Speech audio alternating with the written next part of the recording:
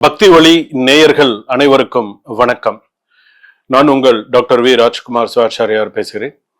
இன்றைய தினம் பக்தி ஒளியில நம்ம என்ன பார்க்க போறோம் அப்படிங்கிறது தலைப்பு நம்ம எவ்வளவோ கஷ்டப்படுறோம், எவ்வளவோ நல்லது, எவ்வளவோ கெட்டது, எவ்வளவோ வாழ்க்கையில் எவ்வளவோ நல்ல விஷயங்கள்லாம் பார்க்குறோம், கெட்ட விஷயங்களும் லைஃப்ல பார்க்குறோம்.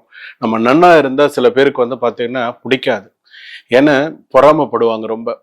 ஏதாவது செய்யலாமா, ஏதாவது ஒன்று பண்ணலாமா, என்ன செஞ்சா இவங்க குடும்பம் டவுன்ல வரும், என்ன செஞ்சா இவங்க குடும்பம் விருத்திக்கு வராம இருக்கும், என்ன செஞ்சா இந்த குடும்பத்துக்கு கல்யாணம் நடக்காம இருக்கும், என்ன மாதிரியான விஷயங்கள் நம்ம செய்யணும் இப்படிங்கிறதுல சில பேர் தனியா ஆர்வம் காட்டுறவங்களே இருப்பாங்க.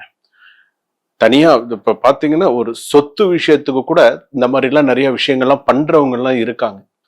சில பேர் பாத்தீங்கன்னா டைரக்டா பண்ணாட்டாலும் இன்டைரக்டா சில விஷயங்கள்லாம் பண்றாங்க. நான் எதை சொல்ல வரேன் அப்படிங்கிறது உங்களுக்கு தெரியும். அதாவது ஒரு குடும்பத்துல எனக்கு ஒரு செய்வினை பாதிப்பு, அதாவது இந்த செய்வினை, இந்த ஏவல், இந்த சூன்யம் இதெல்லாம் சொல்றாங்க இல்லையா, இதெல்லாம் நீங்க எந்த அளவுக்கு நம்புறீங்கன்னு தெரியாது. ஆனா இது எல்லாமே உண்மையான விஷயம்தான். இதெல்லாம் எதுவுமே பொய் கிடையாது.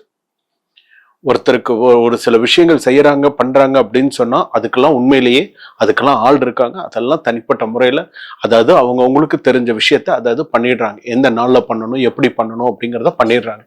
இதுல பாதிக்கிறது யாரு அப்படின்னு கேட்டா, இவங்க எல்லா நாளும் சாமி கும்பிடுவாங்க, எல்லா நாளும் எல்லாமே தான் செய்வாங்க. ஆனா ஏதோ ஒரு காரணத்தினால அந்த குடும்பத்துல கஷ்டப்பட்டு இருக்காங்க. அப்படி அவங்க கஷ்டப்பட்டு இருக்காங்க அப்படின்னு சொன்னா அப்பதான் அவங்களுக்கு தெரியும், ஏன் நம்ம இத்தனை வருஷமா கஷ்டப்படுறோம், ஏன் 7 வருஷமா நம்ம கஷ்டப்படுறோம், ஏன் நம்ம ஒரு 10 வருஷமா தொடர்ந்து நமக்கு இந்த கஷ்டம் வருது, ஏன் எதிர்பாராத சரிவுகள் நமக்கு வருது அப்படின்னு சொன்னா அப்ப நம்ம ஜாதகத்தை பார்க்கும்போது தான் நமக்கு தெரியும், நமக்கு ஏதோ கெடுதல் செஞ்சிருக்காங்களா, நமக்கு என்ன நடந்திருக்கு என்ன அப்படிங்கிறது. சரி, ரைட்டு. அப்ப நமக்கு யாராவது ஒண்ணு செஞ்சிருக்காங்க, நமக்கே தெரியுது. உடம்பு வலி அடிக்கடி பாத்தீங்க அப்படின்னு சொன்னா மருத்துவ செலவுகள் அடிக்கடி நமக்கு நிறைய செலவுகள் நிறைய வந்துட்டு இருக்கு. கடன் பிரச்சனைகள், நிம்மதியே இல்லை, குடும்பத்துல சுத்தமா நிம்மதி கிடையாது, குடும்பத்துல கணவன் மனைவி ஒற்றுமை கிடையாது, பிரச்சனைகள், நித்தியகண்டம் பூர்ணாயுசுங்கிற மாதிரி இருக்கு. இந்த மாதிரி எல்லாம் இருக்கு அப்படின்னு சொன்னா இதற்கு என்ன செய்யணும், என்ன செஞ்சா அதாவது பெரிய அளவுல நம்மளால செய்ய முடியாதுங்க. அட்லீஸ்ட் ஓரளவு நம்ம வீட்டுல இருந்தே நம்ம ஏதாவது ஒரு சில விஷயங்கள், வெளியில எல்லாம் போய் காசெல்லாம் கொடுத்து நிறைய அதெல்லாம் வேண்டாம். சிம்பிளா சின்ன சின்ன விஷயங்கள் நம்ம வீட்டுல இருக்கிறத நம்ம செய்தாலே நமக்கு நல்ல பலன்கள் கிடைக்கும். உங்களுக்கு அந்த மாதிரி ஒரு சில விஷயங்கள் நமக்கு செய்யறாங்க, ஒரு சில விஷயங்கள் நமக்கு செஞ்சிருக்காங்க அப்படின்னு நீங்க நினைக்கிறீங்களா, உங்களுக்கு மனசுல அந்த மாதிரி விழுந்துருச்சா, உடனே நான் சொல்ற இந்த விஷயத்த பண்ணுங்க.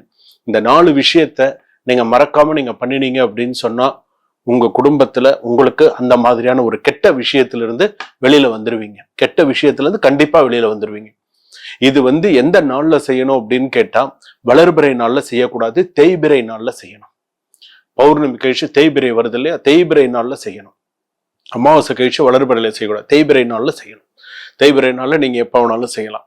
இதுக்கு முதல் நாள் ஃபர்ஸ்ட் நீங்க இதை செய்யணும்னு இந்த பக்தி ஒளி பார்த்துட்டு இருக்கீங்க, இந்த நம்ம சேனல் பார்த்துட்டு இருக்கிறவங்க முதல் நாள் என்ன பண்ணணும், காலையில எந்திருந்து குளிக்கிறதுக்கு நீங்க குளிக்க போறீங்க அப்படின்னு சொன்னா துளி விபூதி, அபிஷேக விபூதியா இருக்கலாம், எது வேணாலும் இருக்கலாம், துளி விபூதி எடுத்து ஜலத்துல போட்டு, நீங்க குளிக்கிற ஜலத்துல போட்டு ஃபர்ஸ்ட் குளிக்கணும். நீங்க குளிக்கிறதுக்கு முன்னாடி அதே விபூதியை எடுத்து தலையை 3 தடவை சுத்தி தெற்கு அல்லது வடக்கு நின்று 3 தடவை உங்களை நீங்களே ஊதி விட்டுட்டு அந்த முதல் நாள் அந்த விபூதி ஜலத்துல ஃபர்ஸ்ட் குளிக்கணும். குளிச்சு முடிச்சதுக்கு அப்புறமா அன்றைய தினம் சாயங்காலம், 2வது விஷயம், அன்றைய தினம் சாயங்காலம் என்ன பண்ணணும்னு கேட்டா 2 எலுமிச்சம்பழம், ஒரு எலுமிச்சம்பழத்தை 4 வெட்டி தலையை 3 தடவை சுத்தி 4 வெட்டி 4 திசையிலையும் போட்டு இன்னொரு எலுமிச்சம்பழத்தை 2 வெட்டி குங்குமம் தடவி வீட்டு வாசல்ல வச்சிருங்க. இது 2வது விஷயம், முதல் நாள். 2வது நாள் நீங்க என்ன பண்ணணும்னு கேட்டா நெருப்பு மூட்டி அதுல மிளகு, கருப்பு மிளகு, காரத்தன்மை கொண்ட கருப்பு மிளகு, பட்ட மிளகாய், தலைய இந்த கையில ஒரு கையில மிளகு, ஒரு கையில மிளகாய் இருக்கணும். தலையை இப்படி 3 தடவை இப்படி 3 தடவை தலையோட சேர்த்து கீழே இறக்கி அந்த நெருப்பு எரியுறது இல்லையா அதுல கொண்டு போட்டுறணும். இது 2வது. இது இப்ப நான் சொல்லியிருக்கிறது 2வது நாள் நீங்க செய்யக்கூடிய பரிகாரம். அதை நீங்க செஞ்சு முடிச்சதுக்கு அப்புறமா 2வது நாள் செஞ்சு முடிச்சதுக்கு அப்புறமா அன்னைக்கே முடிஞ்சா செய்யலாம், இல்லைன்னா மறுநாள் வெண்பூஷணிக்காய்ன்னு சொல்லுவாங்க, வெண்பூஷணி அப்படின்னு சொல்லுவாங்க. அந்த வெண்பூஷணிக்காய் எடுத்து என்ன பண்ணணும் அப்படின்னு கேட்டா ரெண்டா வெட்டணும். ரெண்டா வெட்டிட்டு மஞ்சளோ குங்குமமோ எதுவுமே தடவக்கூடாது. வெள்ளை வெளியேறுன்னு இருக்கணும், அப்படியே இருக்கணும். அப்படியே எடுத்துக்கொண்டு நீங்க என்ன பண்ணணும் அப்படின்னு கேட்டா, ஈசான்யத்துல கொண்டு வைக்கணும். உங்க வீட்டுல சனி மூலைன்னு நம்ம சொல்றோம் இல்லையா, சனி மூலைன்னு சொல்றோம் இல்லையா, அந்த மாதிரி இடத்துல கொண்டு ரெண்டுத்தையும் ஒன்னா வைக்கணும். கெட்ட ஈர்ப்பு சக்திகள் எது இருந்தாலும் எடுத்துரும். ஒரு பூசணிக்காய், நான் ஏற்கனவே நிறைய பதிவுகள் சொல்லியிருக்கேன், இருந்தாலுமே இந்த பூசணிக்காயில பாத்தீங்கன்னா குங்குமம் தடவுறது இது இல்ல. இந்த ஒரு விஷயத்துக்கு மட்டும் மஞ்சளோ குங்குமமோ எதுவுமே தடவக்கூடாது. அப்படியே ரெண்டா வெட்டி ஈசான்ய மூலையில வச்சிடணும். ஈசான்யத்துல உங்களுக்கு எதுவும் ரெண்டு தனித்தனியா வெட்டி ஒரு இதுல வச்சு வச்சிடணும். ஒரு தையல் இலையோ கீழே ஏதாவது போட்டு அதுல வச்சு அப்படியே வச்சிடணும். இதை மட்டும் நீங்க செஞ்சா போதும். இந்த 4 விஷயம் மட்டுமே கண்டிப்பா நீங்க செய்யணும். விபூதி எப்படி செய்யணும்னு சொல்லி கொடுத்துருக்கேன். விபூதிக்கு அடுத்ததாக எலுமிச்சம்பழம், 2 எலுமிச்சம்பழம் கிடைக்கிறது தான். 3வது விஷயம் என்ன சொல்லி கொடுத்துருக்கேன், மிளகு, கருப்பு மிளகு, அதே போல மிளகாய், இது சொல்லியிருக்கேன் 3. 4வது வெண்பூசணிக்காய். இது மட்டும் போதும். இதுல ஒரு விஷயம் என்ன அப்படின்னு கேட்டீங்கன்னா, இதை நீங்க செஞ்சீங்கனாலே ஒரு பட்சத்துல உங்களுக்கு மாறுதல் தெரியும். ஒரே ஒரு பட்சம் போதும். 15 நாள்ல ஒரு மாற்றம் கண்டிப்பாக தெரியும். 15 நாள் தான். இந்த மாற்றம் உங்களுக்கு பெரிய ஒரு சந்தோஷத்தை கொடுக்கும். ஏதாவது ஒரு நல்ல விஷயம் நடக்கும், நல்ல செய்திகள் வரும், நல்ல விஷயங்கள் நடக்கும். நமக்கு கேட்கறதுக்கு என்னமோ சின்ன விஷயமா இருக்கிற மாதிரி தான் இருக்கும். ஆனா அதை நம்ம செய்யும் பொழுதுதான் ஏன் வளர்பிறையில செய்யக்கூடாதுன்னு சில எதெல்லாம் வளர்பிறையில செய்யணுமோ அதெல்லாம் தான் வளர்பிறையில செய்யணும். எதெல்லாம் தேய்பிறையில செய்யணுமோ அதெல்லாம் தேய்பிறையில தான் செய்யணும்.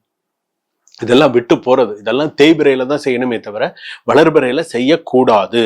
செஞ்சா சரியா வராது. அதனால சில விஷயங்கள் நம்ம இப்படிதான் செய்யணும் அப்படின்னு கணக்கு இருக்கு. அதனால நமக்கு உங்களுடைய குடும்பத்துல உங்களுக்கு யாராவது உங்களுக்கு இந்த மாதிரி ஏதாவது ஒரு விஷயங்கள் உங்க மனசுல பட்டுருச்சா, உங்களுக்கு விஷயம் இந்த மாதிரி உங்களுக்கு நிறைய தடங்கல்களும் பிரச்சனைகளும், குடும்பத்துல எந்த விதமான ஒரு தெய்வ நடமாட்டமும் இல்லாம இந்த மாதிரி எல்லாம் நிறைய பிரச்சனைகளை சந்திக்கிறீங்களா? வீட்டுல 4 பேர் இருந்தாலுமே செய்யுங்க. வீட்டுல நீங்க 4 பேர் இருந்தாலும் 4 பேருமே செய்யுங்க, தப்பு கிடையாது. வீட்டுல நீங்க 5 பேர் இருக்கீங்களா, செய்யுங்க, தப்பு கிடையாது. வீட்டுல நீங்க எத்தனை பேர் இருந்தாலுமே நீங்க செய்யுங்க. எலுமிச்சம்பழமோ ஒரே 2 தான் ஒரு வீட்டுக்கு, அவ்வளவுதான். குடும்பத்துல யார் அதிகமா பாதிக்கப்பட்டிருக்கீங்களோ அவங்க அந்த பாதிப்பு அப்படிங்கிற நீங்கிறதுக்கு அந்த விபூதி கண்டிப்பா பண்ணணும். மிளகும் அந்த மிளகாயும் கண்டிப்பா பண்ணணும். வெறும் மிளகாய் மட்டும் பண்ணக்கூடாது, மிளகோட சேர்த்து பண்ணணும். அதுதான் பூரண பலன். பூசணிக்காயை எதையுமே தடவாம செய்யணும், அதுதான் இன்னும் முக்கியமான பலன். இதெல்லாம் நீங்க செஞ்சு பார்த்தீங்க அப்படின்னு சொன்னா கண்டிப்பா கை மேல சிறப்பான பலன்கள் உங்களுக்கு கிடைக்கும். நீங்க செஞ்சுட்டு எனக்கு தகவல் சொல்லுங்க, உங்க கமெண்ட்ஸ்ல சொல்லுங்க. சுவாமி, நான் இதை செஞ்சேன், இதை செஞ்சதுக்கு அப்புறமா எனக்கு இந்த மாதிரி மாற்றங்கள் எனக்கு குடும்பத்துல வந்தது, எனக்கு இந்த மாதிரி நல்ல விஷயங்கள் எனக்கு நடந்தது அப்படின்றத நீங்க சொல்லுங்க. ஏன்னா நம்ம இதற்காக நம்மளே ஏற்கனவே ஏகப்பட்ட கஷ்டத்துல இருக்கோம், ஏகப்பட்ட பிரச்சனையில இருக்கும். இதுக்கு நடுவில் இந்த மாதிரியான சில விஷயங்கள் வேற நமக்கு தாக்குறதே, நமக்கு இந்த மாதிரியான ஒரு விஷயங்கள் இருக்கே அப்படிங்கிற மாதிரி எல்லாம் இருக்கும். ஏதாவது ஒரு விஷயம் வரும்போது இந்த மாதிரி ஒரு நல்ல விஷயங்களை செய்யும் பொழுது உங்களுக்கு நல்ல விஷயங்கள் நடக்கும்.